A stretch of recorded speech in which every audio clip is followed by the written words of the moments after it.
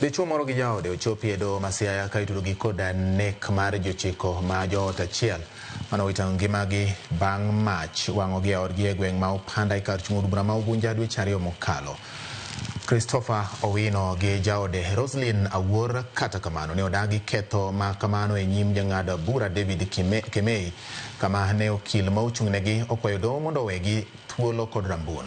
Burano ibiro winji kendo tarik 9 mar dwe mar auchiel gani kama jang'ad burano biro yango ka tijego ibiro we thuolo kata oyo e kinde ma anyuola mar familia manowito ngimagino to dwaro mondo tim nonro mapiyo.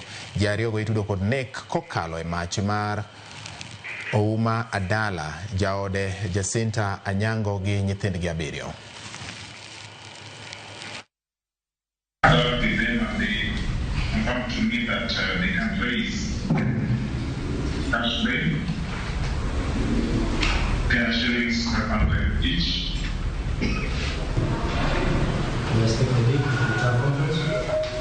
Monday, 9th of June.